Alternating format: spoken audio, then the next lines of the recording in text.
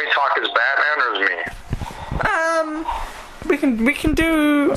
We'll do a bit of both. I mean, actually, I'd prefer you talking as yourself, and then if you want, I'll make you say a few things as Batman, and you know. Yeah. Okay, we'll do that. Cool.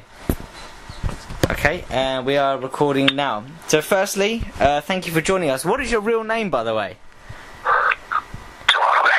Or Alex Provodani, Alexander Provodani. We have Alex with us, who is the real Toronto Batman. Firstly, Alex, thanks for joining us. Not a problem at all, man. It's a pleasure to be here. Good, thank you. So, Alex, I mean, well, Toronto Batman, you've been here in London for nearly a week now. I mean, what have you been up to? I mean, how are you finding it? Actually, a few weeks now. We're going on 3 today, so...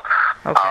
3 weeks. I've done some busking. I saw a football match. I almost got arrested. Just the usual kind of stuff. Walked around. We got drunk. Came home at 4 or 5 in the morning. I don't know how I did that. I woke up with lots of cat hair because my flatmates, they have a cat. Yeah, see the connection with Catwoman and Batman. Not really, because he's kind of a fat cat and I should stop him, but somehow he comes in.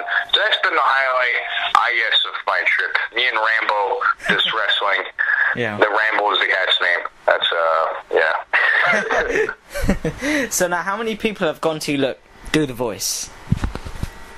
More than a few, at least like a couple times a day. Some people recognize me as Toronto Batman, or some. I think the funniest was like, can you say into the camera my parents are dead? I saw a video of a guy doing that in Canada. I'm like, okay. And then they're like, wow, you sound just like him. I'm like, yeah, that comes with it. So yeah, I mean, you want to hear the voice. Sometimes, little kids, the parents are like, please don't do the voice. Please don't do the voice. No, I really sure left the man. I'm like, give me £5. Maybe I won't yell. Oh, no, I'm a nice guy. I can't. Liver made it right. Some children cry.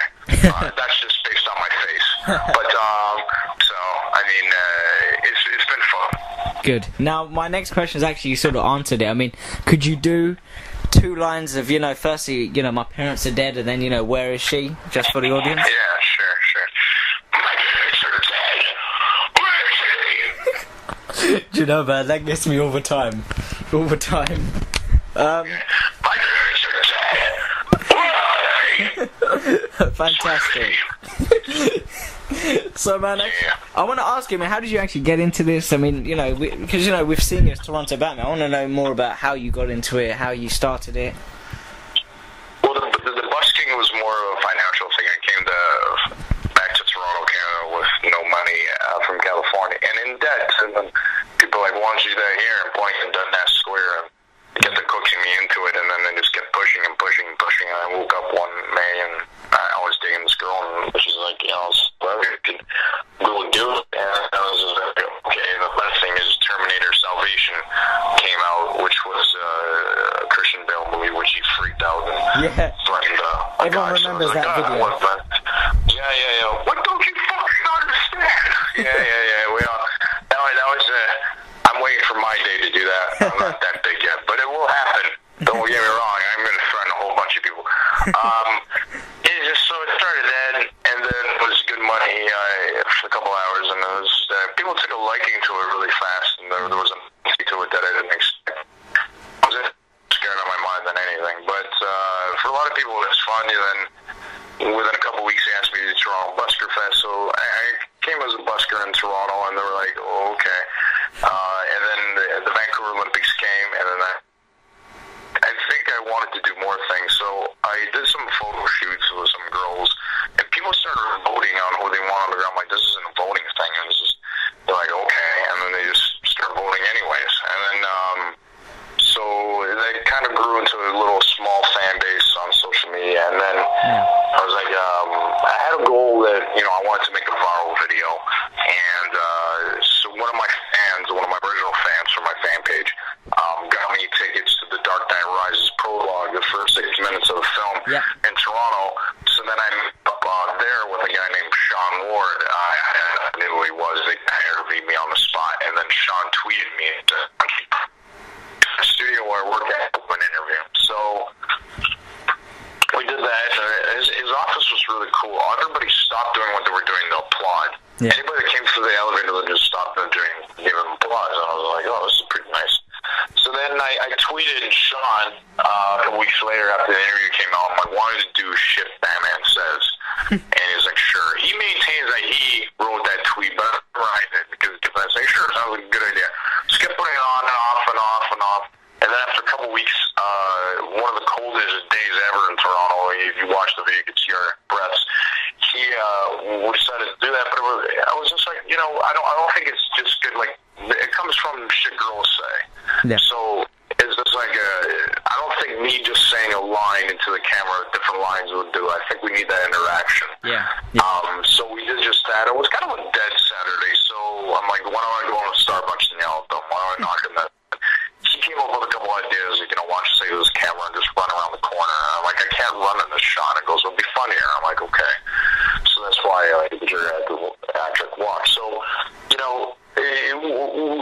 long story short, and then we were supposed to go to a burlesque show because I did this awful show on MTV Canada called MTV Creeps.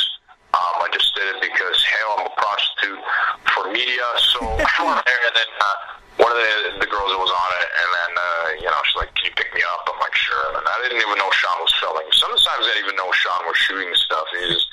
He clued in to some funny moments, and so did I. We didn't really think much of it. We just threw it off. He's like, you can edit. And then at the end of, there was a week called Social Media Week in Toronto, and it dealt with all events dealing with social media.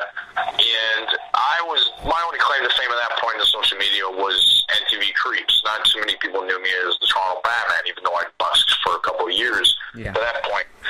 But on the second last night, Sean and his studio held an event for Social Media Week, which was very compelling and interesting. They were talking about developing apps for Facebook and stuff like that. So at the end of it, some people stuck around, and Sean's like, why don't we show, what we edited?